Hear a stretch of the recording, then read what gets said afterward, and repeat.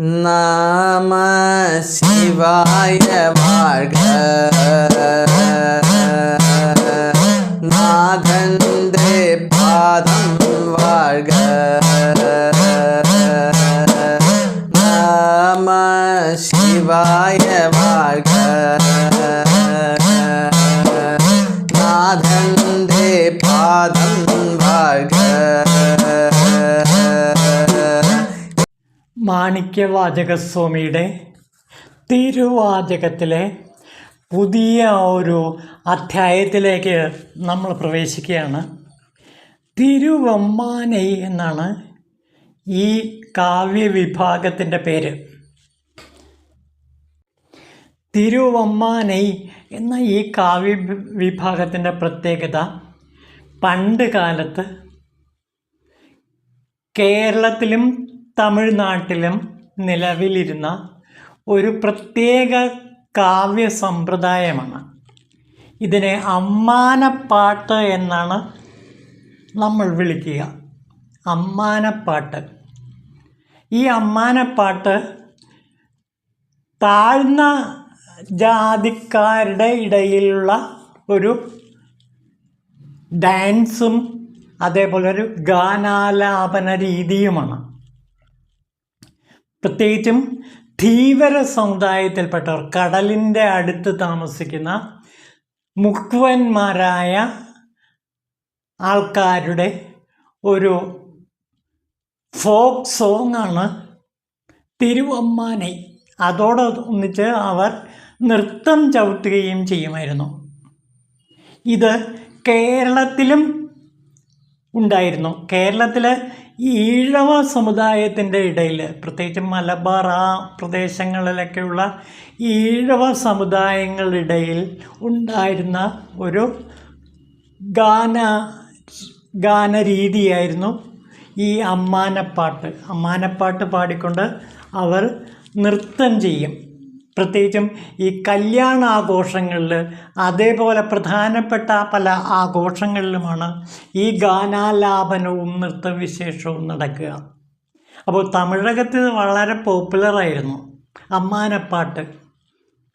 ഈ അമ്മാനപ്പാട്ടിൻ്റെ രീതിവിശേഷത്തിലാണ് ഇവിടെ മാണിക്യവാചകർ ഈ കാവ്യവിഭാഗം തയ്യാറാക്കിയിരിക്കുന്നത്. അപ്പോൾ തിരുവാചകത്തിലെ പല കവിതകളും ശരിക്കും ഫോക്ക് സോങ്ങുമായിട്ട് ബന്ധപ്പെട്ടതാണ്. അതായത് നാടൻ കലാരൂപത്തിലെ പല കാവ്യ സമ്പ്രദായങ്ങളുമായിട്ട് വളരെ ഗാഢമായ ബന്ധം പുലർത്തുന്നുണ്ട്. അപ്പോൾ ഗവേഷകർക്ക്, അതായത് ഈ ഫോക്ക് സോങ്ങിനെ കുറിച്ചൊക്കെ ഗവേഷണം നടത്തുന്നവർക്ക് വളരെ വലിയ ഒരു നിധിപേടകമാണ് മാണിക്യവാചകരുടെ തിരുവാചകം. പ്രത്യേകിച്ചും കേരളത്തിലും തമിഴ്നാട്ടിലുമുള്ള അതിപ്രാചീനമായ ചില നാടൻ കലാരൂപങ്ങളെ, പ്രത്യേകിച്ച് നാടൻ ഗാന ശൈലികളെ നമുക്ക് വളരെ വിശദമായിട്ട് ഇതിലൂടെ കണ്ടെത്താൻ കഴിയും. അപ്പോൾ അമ്മാനപ്പാട്ട് രീതിയിൽ പാടപ്പെട്ട ഒരു കാവ്യഭാഗമാണ് തിരുവാചകത്തിലെ തിരുവമ്മാനൈ. ഇത് ശിവൻ്റെ ആനന്ദക്കളിയാട്ടമാണ്. അതായത് മനസ്സിൽ ഏറ്റവും കൂടുതൽ ആനന്ദം ഉണ്ടാകുമ്പോഴാണ് ഈ നൃത്തവിശേഷവും അതേപോലെ തന്നെ ഈ പാട്ടും ആലപിക്കുന്നത്, അമ്മാനപ്പാട്ടും ആലപിക്കുന്നത്. പ്രത്യേകിച്ചും വിവാഹത്തോടനുബന്ധിച്ചിട്ട്, അതുപോലെ ഏറ്റവും കൂടുതൽ ആഘോഷങ്ങൾ നടക്കുന്ന സമയങ്ങളിലൊക്കെയാണ് അമ്മാനപ്പാട്ട് പാടി നൃത്തം ചെയ്ത് ഈ കലാരൂപം അവതരിപ്പിക്കുക. ഇത് ഈ രീതിയിലുള്ള അമ്മാനപ്പാട്ട് രീതിയിൽ എഴുതപ്പെട്ട ഒരു കവിതയാണ് നാം ഇനി കാണാൻ പോകുന്നത്. ഈശ്വരൻ തന്ന പരമാനന്ദത്തെ ഓർത്ത് സന്തോഷത്തോടു കൂടി നൃത്തം ചവിട്ടി അമ്മാനപ്പാട്ട് പാടുകയാണ് ഇവിടെ ശിവഭക്തർ ചെയ്യുന്നത്. അങ്ങനെ ശിവഭക്തരുടെ ഈ ഗാനാലാപനത്തിലൂടെ അവർ അനുഭവിച്ച പേരാനന്ദത്തെ, അതായത് ഈശ്വരൻ തന്ന പരമാനന്ദത്തെ കുറിച്ചോർത്ത് അതിന് നന്ദി പറഞ്ഞുകൊണ്ട് പാടുന്ന പാട്ടുകളാണിത്. നോക്കൂ, നമുക്ക് ആദ്യത്തെ പാട്ട് നോക്കാം. ചെന്താർമിഴികളാർന്നുള്ള ത്രിവിക്രമൻ ചെന്നു കുഴിച്ചിട്ടും കണ്ടിടാത്ത മേന്മയാർന്നിടുന്ന പൂവടി നമ്മൾക്ക് നൽകുവാൻ ഭൂമിയിൽ വന്നു ചേർന്നു. നമ്മളെയൊത്തോരെ കൈക്കൊണ്ടു നമ്മുടെ ജന്മദുഃഖങ്ങളകറ്റുവാനായി തെങ്ങുകൾ തിങ്ങുന്ന ചോലകളാർന്നൊരു തിരുപ്പെരുന്തുറയിൽ മേവിടുന്നോനാം മിഴി അഴകാർന്നവൻ അന്തണാവേഷത്തിൽ മുക്തിയെ കീടുവാൻ വന്നു ചേർന്നാൻ. കാരുണ്യമാർന്നവൻ്റെ വാർകഴൽ വാഴ്ത്തി നാം അമ്മാനപ്പാട്ടുകൾ പാടിയിടേണം. നാം അമ്മാനപ്പാട്ടുകൾ പാടണം. എന്തിനു വേണ്ടിയിട്ട്? ഇതാ ശിവൻ നമ്മുടെ മുമ്പിൽ വന്നു നിൽക്കുന്നു. അങ്ങനെ നിത്യ ആനന്ദസ്വരൂപനായ ശിവഭഗവാൻ മുന്നിൽ നിൽക്കുമ്പോൾ ആനന്ദം കൊണ്ട്, പരമാനന്ദം കൊണ്ട്, പേരാനന്ദം കൊണ്ട് നാം അമ്മാനപ്പാട്ട് പാടണം. എന്താണ്, എങ്ങനെയുള്ള ശിവനാണ് നോക്കൂ. ചെന്താർമിഴികളാർന്നുള്ള ത്രിവിക്രമൻ, ചെന്നു കുഴിച്ചിട്ടും കണ്ടിടാത്ത മേന്മയാർന്ന പൂവടി, ശിവൻ്റെ പൂവടി കാലുകൾ. അപ്പോൾ ശിവൻ്റെ കാലുകൾ വിഷ്ണുവിന് പോലും കാണാൻ പറ്റിയില്ല. ചെന്താർമിഴികളാർന്നുള്ള വിഷ്ണു ഭഗവാൻ ചെന്ന് കുഴിച്ച് ഭൂമി കുഴിച്ച് ചെന്നിട്ടും ശിവൻ്റെ പാദങ്ങൾ കാണാൻ കഴിഞ്ഞില്ല. മഹാവിഷ്ണു വരാഹരൂപത്തിൽ ശ്രീപരമേശ്വരൻ്റെ കാലടികൾ കണ്ടെത്താൻ കുഴിച്ച് ചെന്നിട്ടും കണ്ടെത്തില്ല. അപ്പോൾ വിഷ്ണുവും അതുപോലെ ബ്രഹ്മാവും ശിവൻ്റെ ആദിയും അന്തവും കണ്ടെത്താൻ വേണ്ടി തർക്കിക്കുന്ന ഒരു കഥ നമ്മൾ ഇതിനു മുമ്പ് കണ്ടതാണ്. അങ്ങനെ വിഷ്ണു ഭഗവാൻ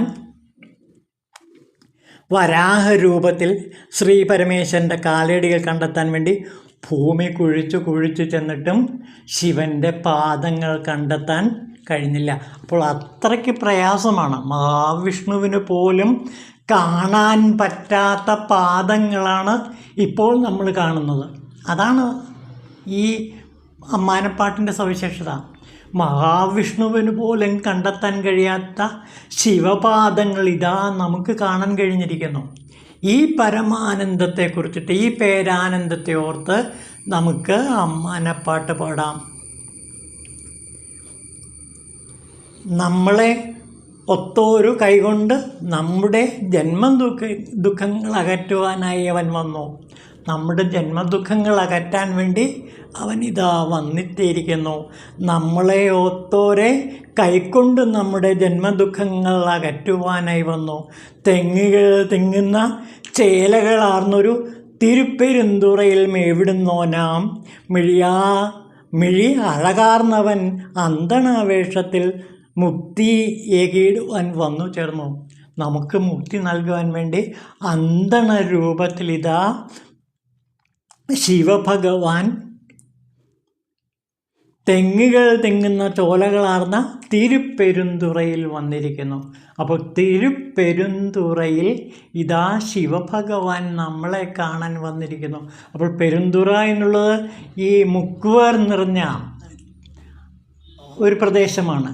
കടലിൻ്റെ അടുത്തുള്ളതാണ് ഈ തിരുപ്പെരുന്തുറ. ആ തിരുപ്പെരുന്തുറയിലെ അവിടുത്തെ നാടോടികളായ പ്രാകൃത ജനങ്ങൾ പാടിയിരുന്നതാണ് ഈ അമ്മാനപ്പാട്ട്. അപ്പോൾ അവരാണ് ഈ പാടുന്നത്. ശിവഭക്തരായ അവർ പാടുന്നു, അല്ലയോ ഭഗവാൻ, അങ്ങയെ വിഷ്ണു ഭഗവാൻ പോലും കണ്ടെത്താൻ കഴിഞ്ഞിട്ടില്ല. ഇതാ ഈ തിരുപ്പെരുന്തുറയിൽ അങ്ങ് വന്ന് ആ പാദങ്ങളെ കാണാൻ ഞങ്ങൾക്ക് അവസരം ലഭിച്ചല്ലോ. അഴകാർന്നവൻ അന്തണവേഷത്തിൽ മുക്തിയെ കിട്ടുവാൻ വന്നു ചേർന്നു. കാരുണ്യമാർന്നവൻ്റെ വാർകഴൽ വാഴ്ത്തി നാം അമ്മാനപ്പാട്ടുകൾ പാടിയിടണം. വലിയ കാരുണ്യവാനായ ശിവഭഗവാന്റെ ആ ശ്രേഷ്ഠമായ പാദങ്ങളെ പുകഴ്ത്തിക്കൊണ്ട് നമുക്ക് അമ്മാനപ്പാട്ടുകൾ പാടാം. അപ്പോൾ ഓർക്കുക, വിഷ്ണുവിന് പോലും ശിവപാദങ്ങൾ കാണാൻ കഴിഞ്ഞിട്ടില്ല. അങ്ങനെയുള്ള അവസരത്തിലാണ് ഈ മുക്കുവർക്ക്, പെരുന്തുറയിലെ മുക്കുവരായ ശിവഭക്തന്മാരുടെ മുമ്പിൽ ശിവൻ പ്രത്യക്ഷപ്പെട്ട് ആ പാദങ്ങളെ അവർക്ക് നൽകുന്നത്. അപ്പോൾ ശിവഭഗവാൻ എപ്പോഴും ഏറ്റവും താഴെയുള്ള ദരിദ്രരായ ജനങ്ങളുടെ കൂടെയാണ് ജീവിക്കുന്നത്. അവരുടെ പ്രാർത്ഥനകളാണ് ശിവഭഗവാൻ വളരെ വേഗത്തിൽ കേൾക്കുന്നത്.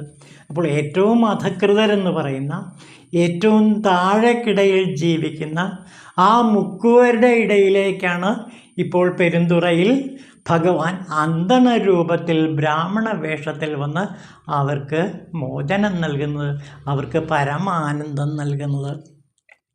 അപ്പോൾ ശിവഭഗവാൻ എപ്പോഴും ഏറ്റവും താഴെ തട്ടിലുള്ള ജനങ്ങൾക്കാണ് വളരെ പെട്ടെന്ന് പ്രത്യക്ഷനാകുന്നത്. കാരണം അവരുടെ ഹൃദയം എപ്പോഴും പരിശുദ്ധമായിരിക്കും, തീവ്രമായ ഭക്തി കൊണ്ട് നിറഞ്ഞതുമായിരിക്കും.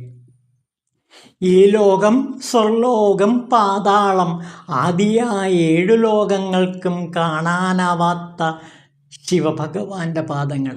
അപ്പോൾ ഈ ലോകത്തിലും സ്വർഗലോകത്തിലും പാതാള ലോകത്തിലും 14 ലോകങ്ങളിലും ശിവപാദങ്ങൾ കാണാൻ വളരെ പ്രയാസമാണ്.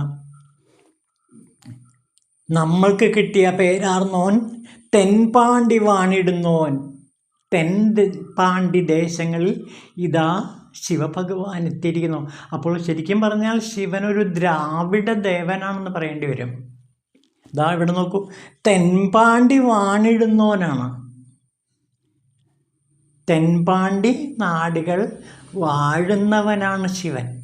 അതുകൊണ്ട് പല പഴയ ചരിത്രകാരന്മാരും പറയുന്നത് ശിവൻ ഒരു ദ്രാവിഡ ദേവനായിരുന്നു.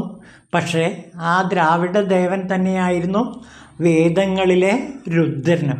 അങ്ങനെ ശിവനും രുദ്രനും ഒന്ന് തന്നെയായിരുന്നു എന്നാണ് പറയുന്നത്.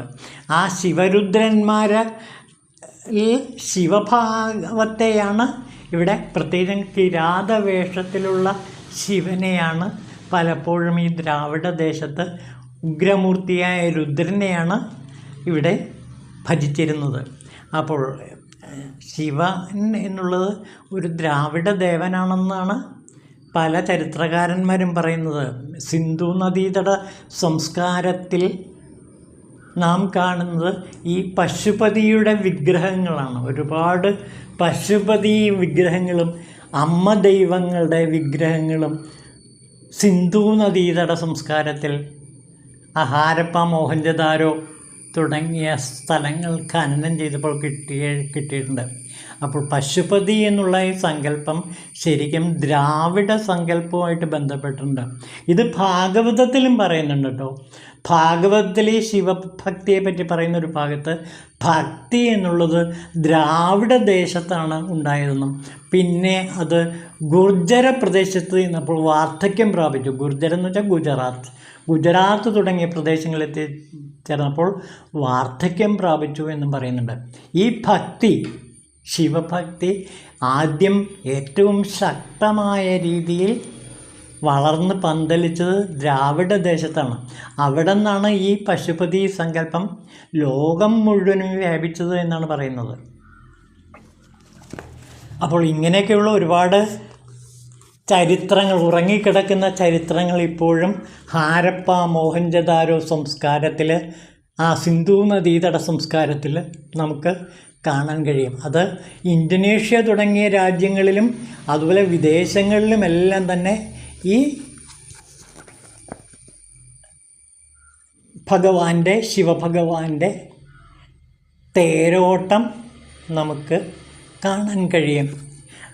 മഹർഷി അരവിന്ദോ കുറച്ച് നാൾ തമിഴ്നാട്ടിലുണ്ടായിരുന്നു.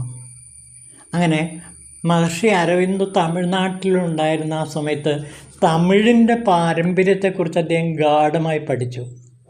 എന്നിട്ട് അദ്ദേഹം പറഞ്ഞു, ലോകത്തിലെ ആദിമ ഭാഷ തമിഴായിരിക്കാമെന്നും ഈ തമിഴിൽ നിന്നാണ് ലാറ്റിൻ തുടങ്ങിയ ഭാഷകൾ ഉണ്ടായതെന്നും മഹർഷി അരവിന്ദോ ഒരു ലേഖനത്തിൽ പറഞ്ഞതായിട്ട് ഞാൻ വായിച്ചത് ഓർക്കുന്നു. ഇതുപോലെ തന്നെ ആദിഭാഷ എന്ന കൃതിയിൽ ചട്ടമ്പിസ്വാമികളും പറയുന്നുണ്ട് തമിഴ്. ആ ശ്രീലങ്കയുടെ തീരത്തുള്ള ആദിവാസികളാണ് ആദിമ ജനവിഭാഗമെന്നും അവരുടെ ഭാഷ തമിഴായിരുന്നുവെന്നും ലോകത്തിലെ ആദ്യ ഭാഷ തമിഴായിരുന്നു എന്നും അദ്ദേഹം ആദിഭാഷയെ സമർത്ഥിക്കുന്നുണ്ട്. നമുക്ക് ആദിഭാഷയെക്കുറിച്ചിട്ടും ചട്ടമ്പിസ്വാമികളെ കുറിച്ചൊക്കെ പിന്നീട് കൂടുതൽ വിശദീകരിക്കാം. അപ്പോൾ ഇതിലെ പ്രധാനപ്പെട്ട രണ്ടാമത്തെ ശ്ലോകമാണ് ചെടിക്കാത്ത അമൃതായുള്ളവനെ അങ്ങ് കടൽമീനായി വല വീശിയോനേ. ഇവിടെ ഒരു പുരാണ കഥ കൂടി ഇവിടെ മാണിക്യവാചകർ പറയാണ്. ചെടിക്കാത്ത അമൃതത്ത ശിവഭഗവാൻ എങ്ങനെയുള്ളവനാണ്? കടൽ മീനിനായി വല വീശി എന്നാണ് പറയുന്നത്. കടൽ മീനിനായി വല വീശിയ മുക്കുവനാണ് ശിവൻ എന്ന് പറയുന്നത്. അതായത് ഇവിടെ പെരുന്തുറയിൽ മുഴുവനും താമസിക്കുന്ന മുക്കുവന്മാരാണ്. അപ്പോൾ മുക്കുവരുടെ ഈ അമ്മാനപ്പാട്ടിന് സമാനമായ പുരാണ കഥകൾ മാണിക്യവാചകർ ഇവിടെ കൊണ്ടുവരികയാണ്. കടൽ മീനായി വല വീശിയോൻ, അതായത് മുക്കുവനായി വേഷം ധരിച്ച് ശിവൻ പാർവതീദേവിയെ വിവാഹം കഴിക്കേണ്ടായി. അതായത് പാർവതീദേവി ശാപം മൂലം ഒരു പരവ മൂപ്പൻ്റെ മകളായി ജനിച്ചു. ശിവൻ ഒരു മുക്കുവനായി വന്ന് ആപൽക്കാരിയായ ഒരു സ്രാവിനെ വധിച്ചിട്ട് ആ മുക്കുവനെ രക്ഷിച്ചു. അങ്ങനെ മുക്കുവൻ തൻ്റെ മകളായ പാർവതീദേവിയെ ഈ മുക്കുവനായ ശിവഭഗവാന് വിവാഹം കഴിച്ച കഥ പുരാണങ്ങളിൽ നമുക്ക് കാണാൻ കഴിയും. ആ പുരാണ കഥയാണ് ഇവിടെ മാണിക്യവാചകർ സൂചിപ്പിക്കുന്നത്. അപ്പോൾ ശരിക്കും പറഞ്ഞാൽ ഏറ്റവും അധകൃതർ എന്ന് പറയപ്പെടുന്ന താഴെക്കിടയിലുള്ള ജനവിഭാഗങ്ങൾക്ക് ദർശനം നൽകിയ, അവരെ പരമാനന്ദത്തിലേക്ക് നയിച്ച, അവരെ സുഖസമൃദ്ധിയിലേക്ക് നയിച്ച ഒരു അധകൃത ദൈവം എന്ന് വേണമെങ്കിൽ പോലും വിശേഷിപ്പിക്കാവുന്ന തരത്തിലുള്ള ഒരു ദേവനാണ്, ഒരു ദ്രാവിഡ ദേവനാണ് എന്നാണ് ചരിത്രകാരന്മാർ ശിവനെ വിശേഷിപ്പിക്കുന്നുണ്ട്. ഏതായാലും ഇതിൽ കുറച്ചൊക്കെ സത്യമുണ്ടായിരിക്കാം. ഈ രുദ്രഭഗവാനെ കുറിച്ചിട്ട് വേദങ്ങളിൽ നമ്മൾ നന്നായിട്ട് കാണാം. ഇപ്പം ഋഗ്വേദത്തിൽ തന്നെ രുദ്രനെ പ്രകീർത്തിക്കുന്ന അനേകം മന്ത്രങ്ങളുണ്ട്. അപ്പോൾ ആദിമകാലത്തെ ആദിമ ദൈവമായിരുന്നു ശിവൻ എന്ന് പറയുന്നതാണ് ഏറ്റവും ഉചിതം. ഇതാണ് ആദിമകാലത്തെ ആദിമ ദൈവത്തിന് ദ്രാവിഡ ദേശത്തെ ജനങ്ങൾ കൊടുത്തിരുന്ന പേരാണ് ശിവൻ. അങ്ങനെ ശിവസങ്കല്പം ലോകമാകെ വ്യാപിക്കുകയും അങ്ങനെ ലോകത്തിൽ മുഴുവനും ഈ ശിവദർശനം പടർന്ന് പന്തലിക്കുകയും എല്ലാം ഒരു കാലത്ത് ചെയ്യേണ്ടായി. ഇതാണ് മോഹൻജദാരോയിലും ഹാരപ്പയിലുമുള്ള ഖനനത്തിൽ നാം അനേകം പശുപതി വിഗ്രഹങ്ങൾ, പിന്നെ അമ്മ ദൈവങ്ങളുടെ വിഗ്രഹങ്ങൾ, ശില്പങ്ങൾ ഇതെല്ലാം കണ്ടെടുക്കേണ്ടായി. അപ്പോൾ ഇതിനെക്കുറിച്ചൊക്കെ ഇനിയും ഒരുപാട് പഠനങ്ങൾ നടത്തേണ്ടിയിരിക്കുന്നു. പലപ്പോഴും നമ്മുടെ ചരിത്രം വിദേശികളാണ് ഉണ്ടാക്കിയത് എന്നുള്ളതുകൊണ്ട് അവർക്ക് ഇതിൻ്റെ ഉള്ളറകളിലേക്കൊന്നും അത്രയൊന്നും ചുഴിഞ്ഞിറങ്ങാൻ കഴിഞ്ഞിട്ടില്ല. ഇനിയുള്ള കാലത്ത് വരാനിരിക്കുന്ന ചരിത്രകാരന്മാർക്ക് ഒരു കനപ്പെട്ട കടമയാണിത്. ഈ ശിവസങ്കല്പത്തെ അവർ ഖനനം ചെയ്തെടുക്കേണ്ടിയിരിക്കുന്നു. അതിന് ദ്രാവിഡ ദേശം തന്നെ തയ്യാറാകണം എന്നഭ്യർത്ഥിച്ചുകൊണ്ട് അവസാനിപ്പിക്കുന്നു.